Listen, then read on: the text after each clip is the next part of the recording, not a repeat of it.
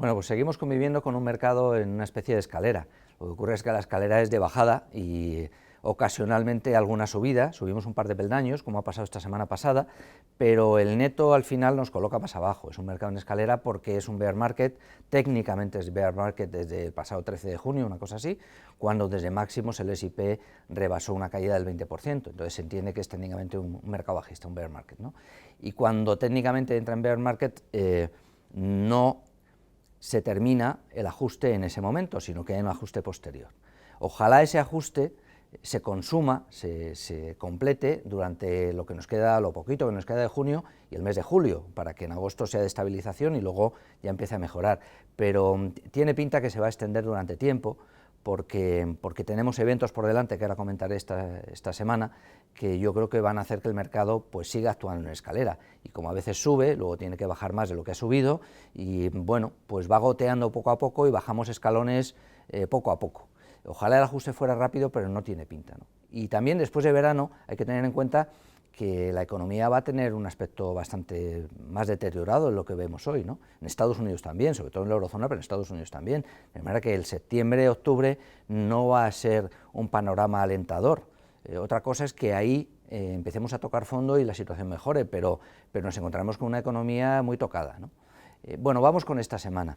Esta semana lo que tenemos de alguna forma es la herencia de la semana pasada. La semana pasada rebotó básicamente porque Powell, Fed, estuvo muy acertado en sus intervenciones en las cámaras, en Senado y Congreso, no cometió ningún error y transmitió de alguna manera al mercado, o el mercado quiso interpretar que es verdad que va a subir tipos rápidamente, pero también es cierto que puede acabar rápidamente con el proceso y después empezará a bajar un poquito tipos, ¿no? Ya en el año 24, una cosa así. Pero claro, es que durante todo ese proceso la economía se va a deteriorar bastante, ¿no? Y con eso bajaron las TIRs de los bonos largos. Al bajar las TIRs de los bonos largos, pues eso mejora un poco las valoraciones de las bolsas, de las compañías, porque la tasa exigida pues considera unos bonos a 10 años con unas TIRs un poco más bajas, y eso permitió pues que las bolsas rebotaran, pero es un rebote que yo creo que es engañoso, porque cuando las bolsas rebotan por razones que no son buenas, pues al final no se sostienen, ¿no? Esta semana vamos a tener una semana emocionante, porque empezamos lunes-miércoles, de lunes a miércoles, con la reunión de banqueros centrales en Sintra, ¿no?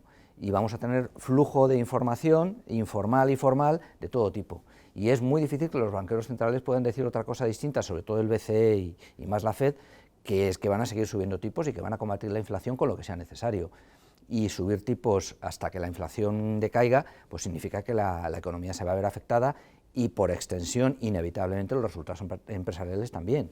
Los resultados empresariales empiezan a publicarse, los del segundo trimestre, que son los más débiles, a principios de julio, es decir, ya, y no van a ser particularmente buenos, y aunque las cifras no sean buenas, van a ser todavía más delicadas las perspectivas, ¿no? Lo que son los guidance, y las compañías van a ir dando perspectivas cada vez más cautas, ¿no? Van a revisar a la baja objetivos, etcétera. En fin, que esta semana tenemos Sintra de banqueros centrales, tenemos inflación en Alemania, inflación en Francia, que va a rebotar, tenemos inflación en la eurozona el viernes, que va a rebotar, de 8,1 a 8,3, que estamos en el entorno del 8.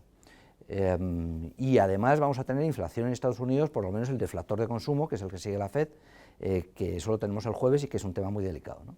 En ese contexto de macro flojeando muchos indicadores de precios y reunión de banqueros centrales en Sintra, yo creo que es difícil que sea una semana buena. De todas maneras, vamos a esperar un poco. Estoy convencido de que el ajuste está en marcha, está en la última fase del ajuste, pero es probable que el ajuste se extienda durante todo el verano. Por eso insisto en esta especie de mantra de que el verano va a ser delicado y que sigamos con posiciones un poco retraídas, más bien conservadoras, reduciendo exposición a riesgo todo lo posible, hasta que veamos cómo la situación cambia y hay un punto de inflexión, cosa que todavía no ha sucedido ni en mercado, ni en indicadores macro, ni en economía. Muchas gracias.